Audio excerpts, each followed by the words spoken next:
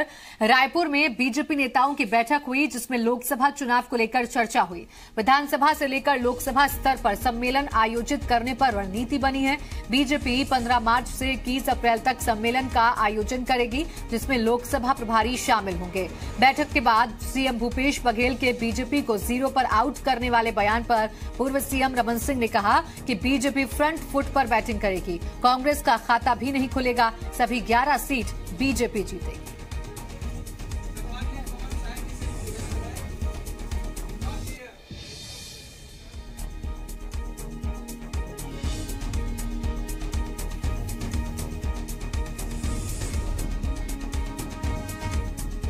देखिए, इस समय तो मैं क्रिकेट की भाषा में कहूँगा, अब मैं वनडे के स्टाइल हम फ्रंट फुट में बैटिंग करेंगे और निश्चित रूप से इस मामले हमने केंद्र सरकार ने बहुत सारे स्कोर किए हैं और इस समय हम उनको वो जो बोल रहे हैं, हम तो लोकसभा में इस समय कांग्रेस का खाता नहीं खोला, इस बात को हम कहना चाहिए।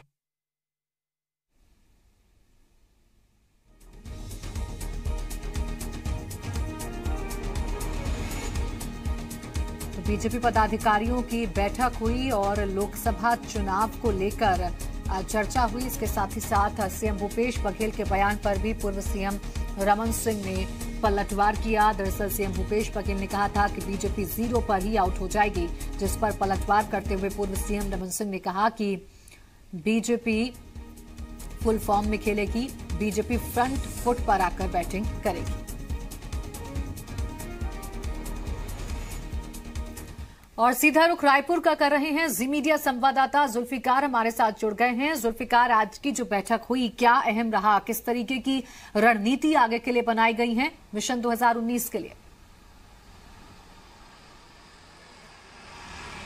भारतीय जनता पार्टी की आज बैठक इसलिए अहम थी क्योंकि भारतीय जनता पार्टी के नए प्रदेश अध्यक्ष विक्रम उसेंडी के बनने के बाद ये पहली बैठक थी और उन्हें के अध्यक्षता में ये पूरी बैठक का आयोजन किया गया। और छत्तीसगढ़ में 11 लोकसभा सीटें हैं, अब आचार संहिता लग चुकी है और अब इसके बाद भारतीय जनता पार्टी ने 11 किस तरीके से लोकसभा की सीटें जीती जाएं, उसके पहले संगठन की बैठक की है। इस बैठक में भारतीय जनता पार्टी के मौजूदा सांसद और उसके साथ साथ प्रदेश पदाधिकारी इस बैठक में शामिल हुए। इस बैठक में निर्णय ये लिया गया है कि अगले 14 और 15 तारीख के दौरान लोकसभा स्तर पर बैठक की जाएगी और उसके साथ साथ लोकसभा और विधानसभा वार भारतीय जनता पार्टी शिविर आयोजित करेगी। शिविर के माध्यम से भारतीय जनता पार्टी के जो कार्यकर्ता हैं उनके बीच में जिस तरीके से सामंजस्य की कमी देखी जा रही थी और जो नाराजगी थी उसे खत्म करने के साथ साथ केंद्र में भारतीय जनता पार्टी के 5 साल के सरकार की जो उपलब्धियां, उन उपलब्धियों को किस तरीके से जनता के बीच में लेके जाना है, शिविरों में किस तरीके से उसे बताना है और किस तरीके से दोबारा केंद्र में भारतीय जनता पार्टी की सरकार बनानी है, इसको लेकर यहाँ पर मंथन किया गया और उसको लेकर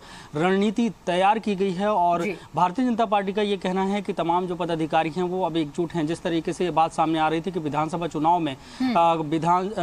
में भारतीय जनता पार्टी ने महज 15 सीटें जीती थी, कांग्रेस के 68 सीटें मिली थी। ऐसे में भारतीय जनता पार्टी के कार्यकर्ताओं के बीच में कुल मिलाकर आगे की जो रणनीति है उनको लेकर चर्चा की गई है और पार्टी किस तरीके से एकजुट रहे इसको लेकर भी अहम बातचीत हुई है। आप बने रहिए हमारे साथ जुल्फिकार, आगे भी आपसे जानकारी लेंगे। बहरहाल आपको सुनवा देते हैं कि पूर्व सीएम रमन सिंह का क्या कहना है भूपेश बघेल के बयान पर। लोगों को भ्रम में फैलाकर गलत बातें कहकर चुनाव जीत गए हैं और विधानसभा में उनकी पोल खुल गई है। विधानसभा में जितनी घोषणाएं की थी उस घोषणा से वापस होने के बाद जनता में 70 दिन में ही निराशा व्याप्त हो गया है। तो पता चलेगा इस चुनाव में कि जनता का रुख किस दिशा में।